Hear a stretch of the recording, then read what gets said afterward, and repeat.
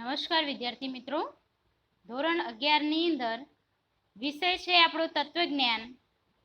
આપણે ત્રીજા ચેપ્ટરનો અભ્યાસ ચાલુ છે, જેનું નામ છે અમધ્યપદી અનુમાન, જેની અંદર આપણે વિરોધાશ્રિત અનુમાનના નિયમો વિશે અભ્યાસ કર્યો હતો, જેમાં આશ્રયસ્થિત વિરોધના નિયમ, અંશ વિરોધ, ઉપવિરોધ અને પૂર્ણ વિરોધના નિયમોનો અભ્યાસ કર્યો હતો.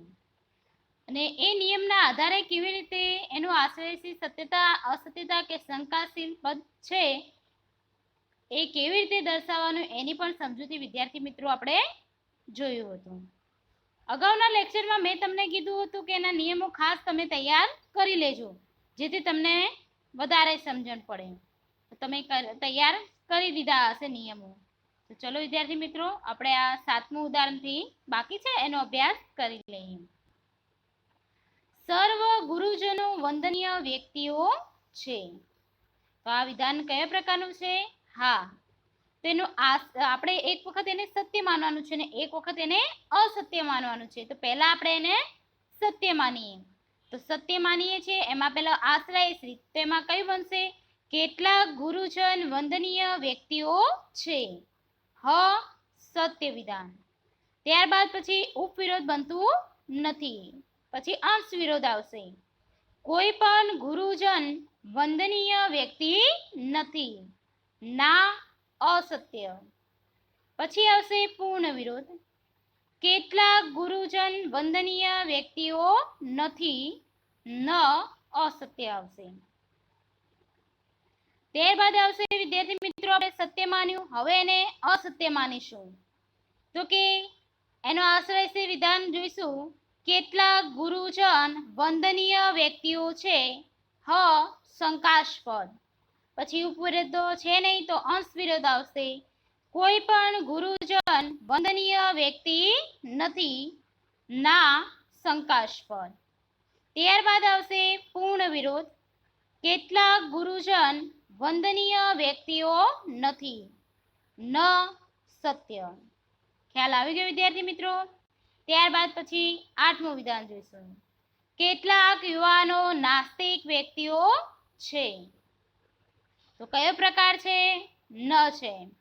તો પહેલા એને આપણે સત્ય માનીને લખીએ, તો આશ્રયશ્રિત વિરોધમાં બનશે કોઈ પણ યુવાનો નાસ્તિક વ્યક્તિ નથી, ના શંકાસ્પદ. પછી એનું ઉપવિરોધ આવશે. કેટલાક યુવાનો નાસ્તિક વ્યક્તિઓ છે, હ શંકાસ્પદ. અંશ વિરોધ બનતું નથી, કેમ કે ન છે એટલા માટે. ત્યારબાદ આવશે પૂર્ણ વિરોધ. સર્વ યુવાનો નાસ્તિક વ્યક્તિઓ છે, હા અસત્ય. હવે એને અસત્ય માનીને જોઈએ, તો કે આશ્રયસ્થિત વિરોધમાં આવશે કોઈ પણ યુવાન નાસ્તિક વ્યક્તિ નથી. પછી ઉપવિરોધમાં કેટલાક યુવાનો નાસ્તિક વ્યક્તિઓ છે, હ સત્ય. ત્યારબાદ પછી પૂર્ણ વિરોધ. સર્વ યુવાનો નાસ્તિક વ્યક્તિઓ છે, હા સત્ય. તમને પડી ગઈ વિદ્યાર્થી મિત્રો? ત્યારબાદ જોઈશું આપણે 9મું. કેટલાક ખેડૂતો ખડતલ વ્યક્તિઓ નથી. તો એ આપણો પ્રકાર છે ન, એટલા માટે આપણે એનું અંશ વિરોધ બનશે નહીં. તો આશ્રયસ્થિતમાં આપણે સત્ય વિધાન પહેલા એક વખત માનીએ, તો કે કોઈ પણ ખેડૂત ખડતલ વ્યક્તિ નથી, ના શંકાસ્પદ. ત્યારબાદ આવશે ઉપવિરોધ. કેટલાક ખેડૂતો ખડતલ વ્યક્તિઓ છે, હ શંકાસ્પદ. ત્યારબાદ આવશે પૂર્ણ વિરોધ. સર્વ ખેડૂતો ખડતલ વ્યક્તિઓ છે, હા અસત્ય. પછી હવે આપણે એને માનીએ અસત્ય. એની અંદર આશ્રયસ્થિત વિરોધ. કોઈ પણ ખેડૂત ખડતલ વ્યક્તિ નથી, ના અસત્ય. પછી ઉપવિરોધ. ખેડૂતો ખડતલ વ્યક્તિઓ છે, હ સત્ય. પછી પૂર્ણ વિરોધ. સર્વ ખેડૂતો ખડતલ વ્યક્તિઓ છે, હા સત્ય. ત્યારબાદ આપણે હવે 10મું જોઈશું. સર્વ ચિત્રકારો કલ્પનાશીલ વ્યક્તિઓ છે. સર્વ અને છે એટલે પ્રકાર આપણો કયો આવશે? હા. તો એક વખત આપણે પહેલા એને સત્ય માનીએ તો એનો આશ્રયસ્થિત વિરોધ કેટલાક ચિત્રકારો કલ્પનાશીલ વ્યક્તિઓ છે. હ સત્ય. પછી એનો ઉપવિરોધ બનશે નહીં, અંશ વિરોધ આવશે. કોઈ પણ ચિત્રકાર કલ્પનાશીલ વ્યક્તિ નથી. ના અસત્ય. પછી પૂર્ણ વિરોધ કેટલાક ચિત્રકારો કલ્પનાશીલ વ્યક્તિ નથી. ન અસત્ય. હવે એને આપણે અસત્ય માનીએ. આશ્રયસ્થિત વિરોધ કેટલાક ચિત્રકારો કલ્પનાશીલ વ્યક્તિઓ છે. હ શંકાસ્પદ. પછી અંશ વિરોધ કોઈ પણ ચિત્રકાર કલ્પનાશીલ વ્યક્તિ નથી. ના શંકાસ્પદ. પછી આવશે પૂર્ણ વિરોધ કેટલાક ચિત્રકાર કલ્પનાશીલ વ્યક્તિ નથી. ન એ આપણું બનશે સત્ય. તો વિદ્યાર્થી મિત્રો તમને સમજ પડી ગઈ હશે કે કઈ સત્યતા છે, અસત્યતા અને સત્યતા શંકાસ્પદ છે. ત્યારબાદ હવે આપણે જોઈશું નીચે આપેલા પ્રશ્નોના જવાબ એક બે શબ્દમાં આપો. પ્રશ્ન નંબર 1 વિરોધાર્થિત અનુમાનની રચના કોના આધારે થાય છે? કોના આધારે થાય છે વિદ્યાર્થી મિત્રો? વિચારો અને બોલો. સરસ. વિરોધાર્થિત અનુમાનની રચના વિધાનના વિરોધના આધારે થાય છે. આશ્રયશ્રિત અનુમાનના 4 નિયમોના આધારે કેટલા પ્રકારના અનુમાન થઈ શકે? આ પણ જોયું હતું ને આપણે, કેમ કે આશ્રયશ્રિત વિરોધના 4 નિયમો છે તો એના આધારે એના અનુમાનો કેટલા થઈ શકે? સરસ, 8. 4 દુ 8. ત્રીજો, વિરોધાર્થિત અનુમાન નિયમોને આધારે કુલ કેટલા પ્રકારના અનુમાન થઈ શકે છે? વિરોધાર્થિત અનુમાનના નિયમોના આધારે કુલ કેટલા અનુમાનો થઈ શકે? ટોટલ બધા અંશ વિરોધના, આશ્રયસ્થિત, ઉપવિરોધ ને પૂર્ણ વિરોધ બધાના નિયમના ભેગા કરીને અનુમાન કેટલા થઈ શકે? સરસ, 24.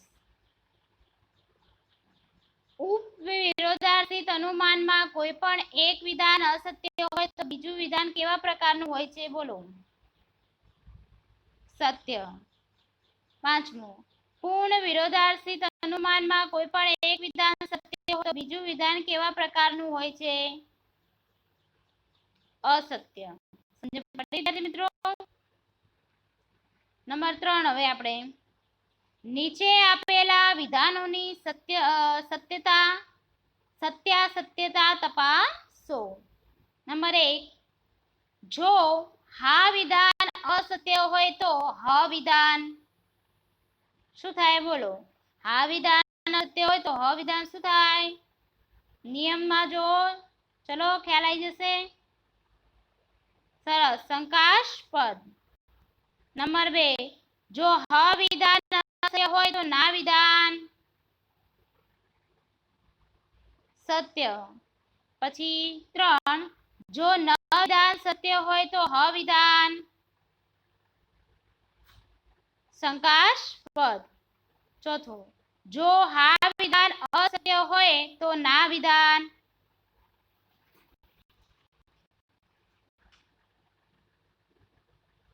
શું બનશે? બોલો. સરસ, શંકાસ્પદ. 5મો, જો ન વિધાન સત્ય હોય તો હા વિધાન અસત્ય. ખ્યાલ આવી ગયો? નંબર 4 વિરોધાર્થિત અનુમાનની વ્યાખ્યા આપો. આપણે વિરોધાર્થિત અનુમાનની વ્યાખ્યા આપવાની છે. તો વિરોધાર્થિત અનુમાન એટલે આધાર વિધાનની સત્યતા કે અસત્યતા પરથી તેના વિરોધી વિધાનની સત્યતા, અસત્યતા કે શંકાશીલતા અંગે તારવવામાં આવેલું અનુમાન એટલે એને વિરોધાર્થિત અનુમાન કહેવામાં આવે છે. ત્યારબાદ 5મો પ્રશ્ન વિરોધાર્થિત અનુમાનના પ્રકારોના નામ લખો। કયા પ્રકારો છે વિરોધાર્થિત અનુમાનના વિદ્યાર્થી મિત્રો?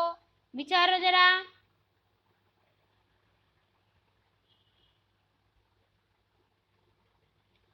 ચાર છે ને? એક છે આશ્રયાશ્રિત વિરોધાર્થિત અનુમાન, બીજું છે અંશ વિરોધાર્થિત અનુમાન, ત્રીજું છે ઉપ વિરોધાર્થિત અનુમાન અને ચોથું છે પૂર્ણ વિરોધાર્થિત અનુમાન। આમ ચાર એના પ્રકારો છે।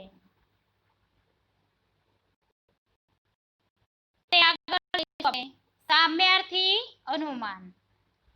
સામ્યાર્થી અનુમાનમાં આધાર વિધાન અને ફલિત વિધાન બંનેનો અર્થ સમાન હોવાથી જો આધાર વિધાન સત્ય હોય તો ફલિત વિધાન પણ સત્ય જ હોય છે। શું કહે છે વિદ્યાર્થી મિત્રો? કે સામ્યાર્થી અનુમાનમાં શું હોય છે કે જો આધાર વિધાન અને ફલિત વિધાન બંનેનો અર્થ સમાન હોય તો જો આધાર વિધાન સત્ય હોય તો ફલિત વિધાન પણ કેવું બને છે? સત્ય જ બને છે।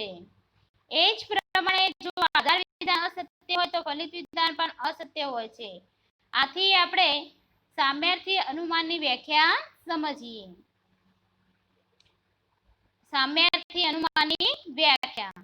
આધાર વિધાનની સત્યતા કે ફલિત વિધાનની અસત્યતા પરથી આધાર વિધાનની સત્યતા કે અસત્યતા પરથી ફલિત વિધાનની અનુક્રમે સત્યતા કે અસત્યતા અંગે અર્થની સમાનતાના આધારે તારવેલા અનુમાનને સામ્યાર્થી અનુમાન કહે છે। ફરી સમજો વિદ્યાર્થી મિત્રો શું કહે છે કે જે આધાર વિધાન છે એ આધાર વિધાનની સત્યતા કે અસત્યતા ફલિત વિધાનની અનુક્રમે સત્યતા કે અસત્યતા અંગે અર્થની જે અસમાનતા ના આધારે જે તારવેલા અનુમાનો હોય છે એને સામ્યાર્થી અનુમાન કહેવામાં આવે છે। ઉદાહરણ દઈશું। કેટલાક વિદ્વાનો વાચાળ વ્યક્તિઓ છે માટે કેટલાક વિદ્વાનો અવાચાળ વ્યક્તિઓ નથી।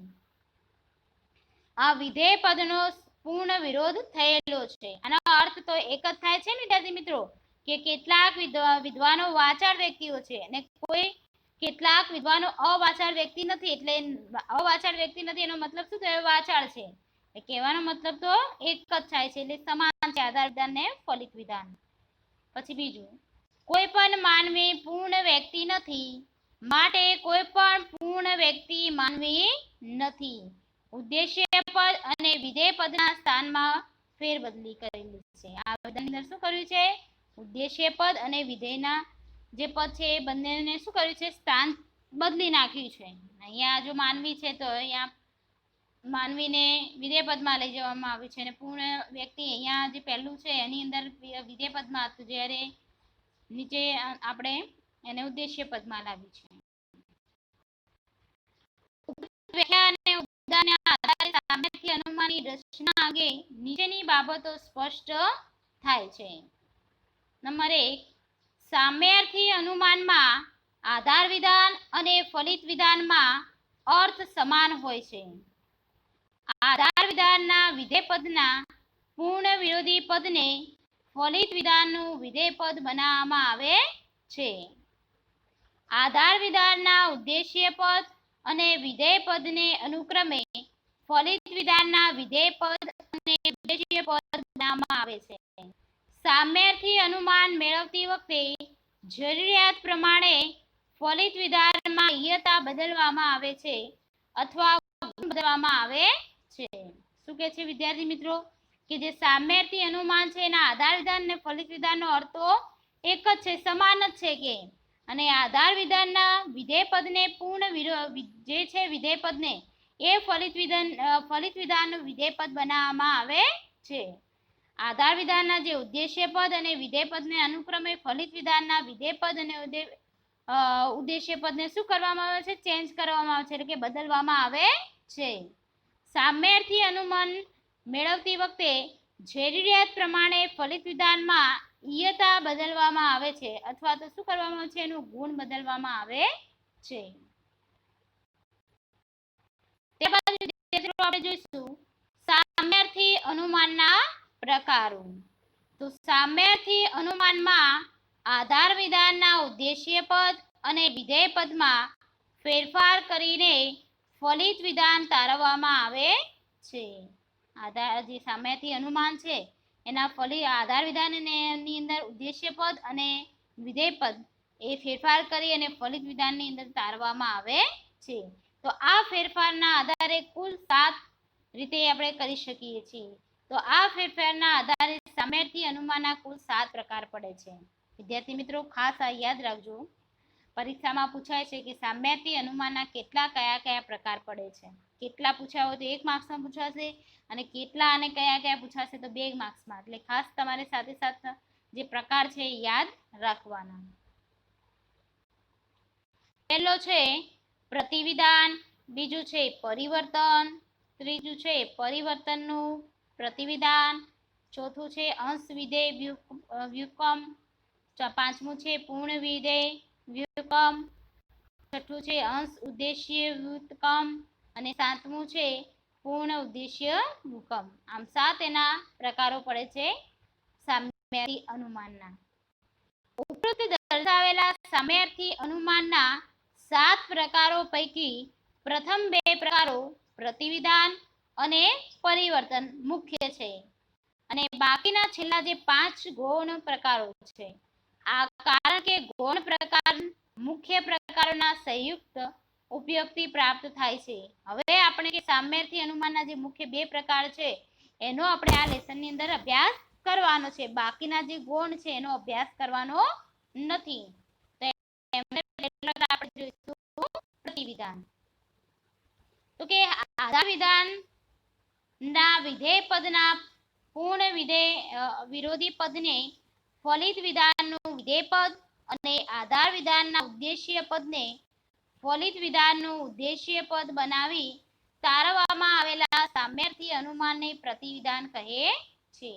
ફરી સમજો વિદ્યાર્થી મિત્રો, શું કહે છે કે આધાર વિધાનના વિધેય પદને પૂર્ણ વિરોધી પદને ફલિત વિધાનનું વિધેય પદ અને આધાર વિધાનના ઉદ્દેશ્ય પદને ફલિત વિધાનનું ઉદ્દેશ્ય પદ બનાવી તારવવામાં આવેલા સામ્યાથી અનુમાનને પ્રતિવિધાન કહે છે.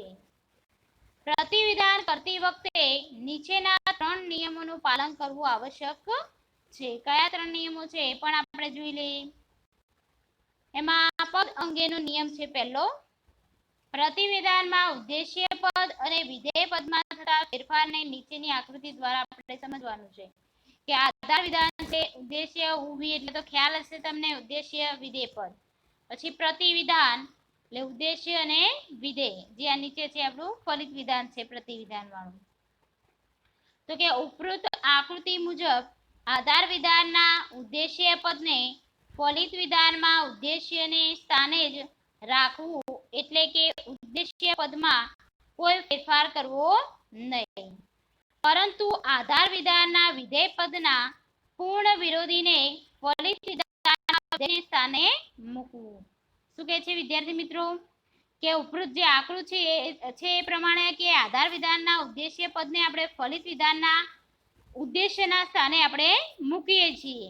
એટલે ઉદ્દેશ્ય પદમાં કોઈ ફેરફાર કરવાનો જરૂર નથી, પરંતુ જે આધાર વિધાનના વિધેય પદના પૂર્ણ વિરોધને ફલિત વિધાનના વિધેય સ્થાને આપણે મૂકવાનું રહેશે. નિયમ છે ગુણ અંગેનો નિયમ. તો પ્રતિવિધાન કરતી વખતે આધાર વિધાનનો ગુણ બદલવો જોઈએ. શું કહે છે વિદ્યાર્થી મિત્રો કે પ્રતિવિધાન કરતી વખતે આધાર વિધાનનો આપણે ગુણ બદલવો જોઈએ. આનો અર્થ એ કે જો આધાર વિધાન વિધાયક હોય તો ફલિત વિધાન કેવું બને છે આપણું નિષેધક હોવું જોઈએ, અને જો આધાર વિધાન નિષેધક હોય તો ફલિત વિધાન આપણું વિધાયક હોવું જોઈએ. વિધાયકમાં નિષેધકમાં ખ્યાલ તો આવે છે ને, હકારાત્મક અને નકારાત્મકની વાત છે. એટલે કે પ્રતિવિધાન કરતી વખતે આધાર વિધાનનો આપણે ગુણ બદલાઈ જાય છે.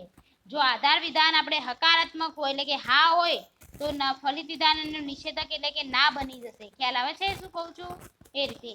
અને આધાર વિધાન નિષેધક હોય તો એનું ફલિત વિધાન વિધાયક બની જશે. પછી ત્રીજો નિયમ છે ઈયતા અંગેનો નિયમ. પ્રતિવિધાન કરતી વખતે ઈયતામાં ફેરફાર કરવો જરૂરી નથી.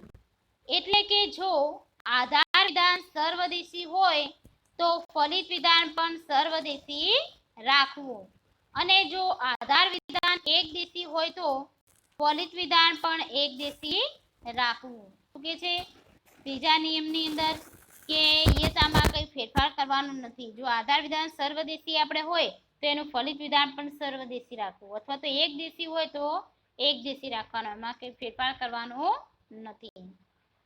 ઉપર દર્શાવેલા નિયમોના ધ્યાનમાં રાખીને નિરુપાધિક વિધાનના 4 પ્રકારના પ્રતિવિધાન સર્વદેશી વિધિવાચક વિધાન એટલે કે હા એનું આપેલું વિધાન જે વાસ્તવિક છે, સર્વ સંતો સદાચારી વ્યક્તિઓ છે, તો એનું પ્રતિવિધાન કયું બનશે વિદ્યાર્થી મિત્રો? માટે કોઈ પણ સંત અસદાચારી વ્યક્તિ નથી. રૂપ છે કોઈ પણ ઊભી નથી. ખ્યાલ આવી ગયો? ટૂંકમાં યાદ રાખવું હોય તો કે હા વિધાન હોય તો એનું પ્રતિવિધાન શું બનશે? ના બનશે. પછી આવશે સર્વદેશી નિષેધવાચક વિધાન. એનું આપણે છે પ્રકાર ના. વાક્ય આપણે આપેલું છે કોઈ પણ યોગી પુરુષ રોગી વ્યક્તિ નથી. રૂપ છે કોઈ પણ ઊભી નથી. અને એનું પ્રતિવિધાન આપણે બનશે સર્વ યોગી પુરુષો અરોગી વ્યક્તિઓ છે. રૂપ બનશે આપણું સર્વ ઊભી છે. વિદ્યાર્થી મિત્રો ટૂંકમાં યાદ રાખવું હોય તો કે ના વિધાન હોય તો એનું પ્રતિવિધાન હા થશે. હવે આવશે એકદેશી વિધિવાચક વિધાન. આપેલું વિધાન છે આપણે કેટલીક ગૃહિણીઓ વ્યવહારુ વ્યક્તિઓ છે, એનું રૂપ છે કેટલાક ઊભી છે. પછી પ્રતિવિધાન એનું બનશે કેટલીક ગૃહિણીઓ અવ્યવહારુ વ્યક્તિઓ નથી. રૂપ બનશે કેટલાક ઊભી નથી. તો વિદ્યાર્થી મિત્રો ટૂંકમાં યાદ રાખવાનું હ હોય તો એનું પ્રતિવિધાન મળશે આપણે ન.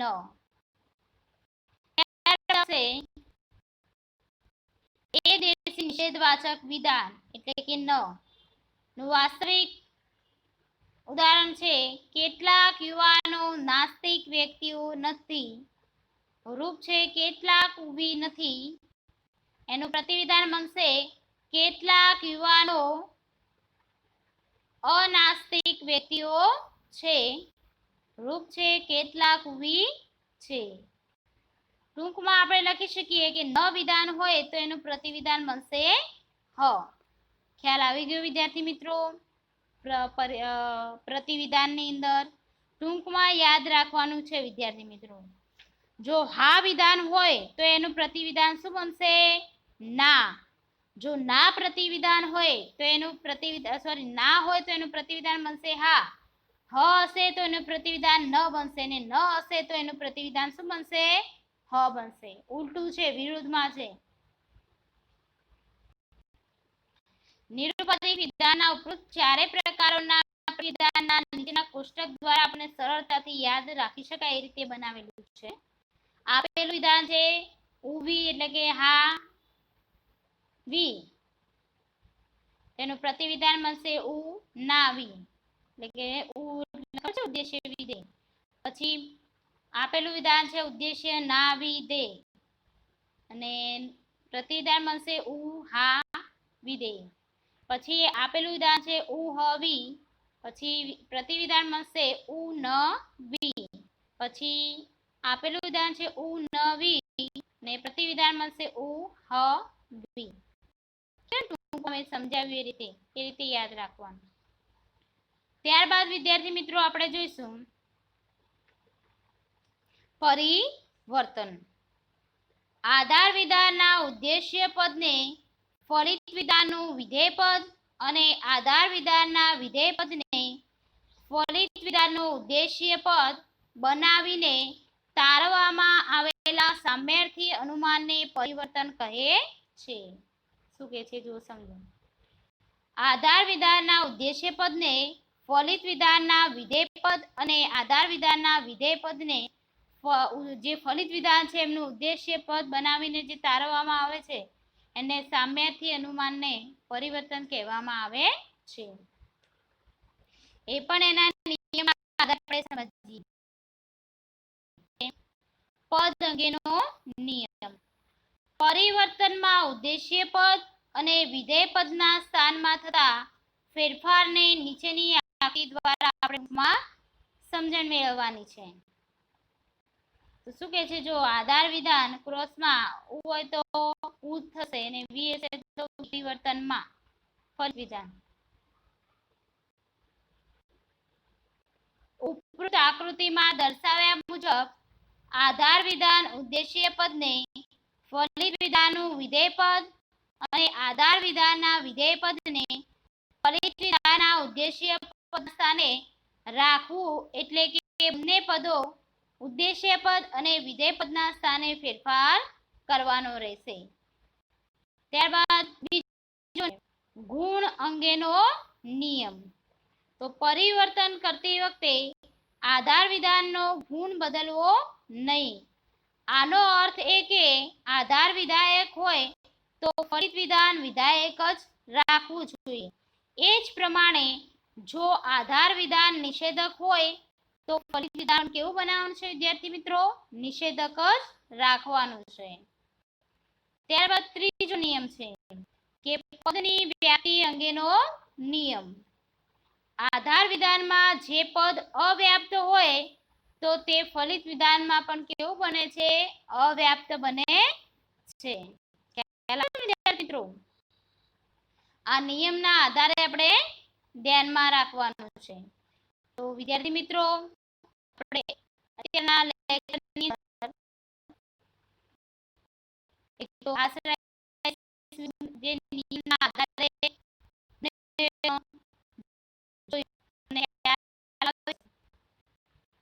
ઉદાહરણ દ્વારા અમે ત્યારબાદ વિરોધાશ્રિત અનુમાનના પ્રકારો કેટલા છે, આશ્રયસ્થિત અનુમાનના ચાર નિયમના આધારે કેટલા પ્રકાર પડે છે એ ખાસ યાદ રાખવાનું. ત્યાં તમારે સામ્યાર્થી અનુમાનનું જે લક્ષણ છે, લક્ષણને ઉદાહરણ તૈયાર કરી દેવાનું. પરીક્ષામાં પૂછાય છે. સામ્યાર્થી અનુમાનના પ્રકારો વિદ્યાર્થી મિત્રો કેટલા છે? 1 માર્ક્સમાં પૂછાય છે, પણ કેટલા અને કયા કયા પૂછાય? તો 2 માર્ક્સમાં પૂછાય છે. તો તમારે એ રીતે લખી દેવાનું અને આ સાથે સાથ જે પ્રકારો છે એ પ્રકાર તમારે તૈયાર કરી લેવાના. એ ઉપરાંત વિદ્યાર્થી મિત્રો આપણે જે મનોયત્ન 3.2 હતું એ તમારી નોટબુકમાં લખી દેવાનું છે. આપણે પછી સ્કૂલમાં મળીશું એ દિવસે પછી ચેક કરવા આવશે એટલે તમારે નોટ કરી લેવાની. ત્યારબાદ પછી આ જે પ્રતિવિધાન છે, આપણે બે પ્રકારોનો જ અભ્યાસ આ ચેપ્ટરમાં કરવાનો છે. સામ્યાર્થી અનુમાનના 2 પ્રકારોનો જ અહીંયા અભ્યાસ કરવાનો છે, પ્રતિવિધાન અને પરિવર્તન. તો પ્રતિવિધાનના નિયમો ખાસ વિદ્યાર્થી મિત્રો યાદ ના રહે તો ખાસ યાદ રાખવાનું કે જો હા હોય તો એનું પ્રતિવિધાન ના થશે, ના હોય તો હા થશે, હ હશે તો ન થશે અને ન હશે તો હ થશે. એટલું વિદ્યાર્થી મિત્રો યાદ રહેશે ને? પછી આપણે આશ્રયસ્થિત અનુમાનના જે નિયમો ને એ બધો અભ્યાસ કર્યો તો વિરોધાશ્રિત અનુમાનના એ નિયમો 4 જે આશ્રયસ્થિત વિરોધના 4 નિયમ છે, અંશ વિરોધના 2, ઉપવિરોધના 2 અને પૂર્ણ વિરોધના 2 એ નિયમો ખાસ તૈયાર કરજો. કેમ કે એ જે છે એ પણ તમારે પરીક્ષામાં વારંવાર પૂછાય છે 4 ગુણમાં. 1 કે 2 ઉદાહરણ હોય છે એને એક વખત સત્ય અને એક વખત અસત્ય માની અને તમારું આશ્રયસ્થિત વિરોધ, અંશ વિરોધ, ઉપવિરોધ ને પૂર્ણ વિરોધ બનાવવાનું હોય છે કે જે સત્ય છે, અસત્ય કે શંકાસ્પદ છે. તો એના તો મને ખાલી જો નિયમ આવડશે તો ખાલી બેઠું લખવા જેવું જ છે. તો ટોટલ તમને એના ગુણ તરત જ મળી જાય. 3 ગુણમાં એ પૂછાય છે એટલે કે એ ફાયદો થાય તમારે લખવા માટે. અને એમાં જો તમે નિયમ પ્રમાણે લખ્યું હોય તો તમારે માર્ક્સ પણ કટ થાય નહીં. તો વિદ્યાર્થી મિત્રો આ મેં જે નિયમો કીધા છે નિયમો, પછી સામ્યાર્થી અનુમાનના પ્રકારો છે એ ખાસ તૈયાર તમે કરી લેજો. તો આજે વિદ્યાર્થી મિત્રો આટલા સુધી આપણે અભ્યાસ રાખીએ છીએ. હવે પછીનું જ્યારે બી લેક્ચર આવશે ત્યારે આપણે જે પ્રતિવિધાનના તો પ્રકારો વિશે આપણે પ્રતિવિધાનના નિયમો વિશે આપણે અભ્યાસ તો કર્યો છે, પણ પરિવર્તન વિશે બાકી છે. તો પરિવર્તનનું જે પ્રકાર જે નિયમો છે 3 એ નિયમો વિશે આપણે અભ્યાસ કર્યો છે, પરંતુ એનું આપેલું જે વિધાન છે એનું પરિવર્તન કેવી રીતે બનાવવાનું છે એ અને પ્રતિવિધાનનું પણ આપેલું વિધાનમાંથી પ્રતિવિધાન કેવી રીતે બનાવવાનું છે એનો અભ્યાસ આપણે હવે પછીનું જ્યારે પણ લેક્ચર આવશે ત્યારે એ લેક્ચરની અંદર આપણે પ્રતિવિધાન અને પરિવર્તન બંને ઉદાહરણ લઈ અને સમજશું કે જે આપેલા જે વિધાનો છે એ વિધાનોમાંથી પ્રતિવિધાન ને પરિવર્તન કેવી રીતે બને છે. આ પણ વિદ્યાર્થી મિત્રો ખાસ તમારે યાદ રાખવું જરૂરી છે, કેમ કે આ પણ પરીક્ષામાં તમારે પૂછાય છે. એક ગુણની અંદર ટૂંકા પ્રશ્નની અંદર પૂછાય કે નીચે આપેલા પ્રશ્ન વિધાનોને પ્રતિવિધાન અને પરિવર્તન મેળવવું. તો 1 અથવા 2 ગુણમાં તમારે પૂછાય છે, તો તમારે તૈયાર કરી લેવાનું. તો બસ વિદ્યાર્થી મિત્રો, આજે આપણે અભ્યાસ આટલા સુધી રાખીએ છીએ. હવે પછીના લેક્ચરની અંદર મેં તમને જે કીધું એનો આપણે અભ્યાસ કરીશું. જય હિન્દ.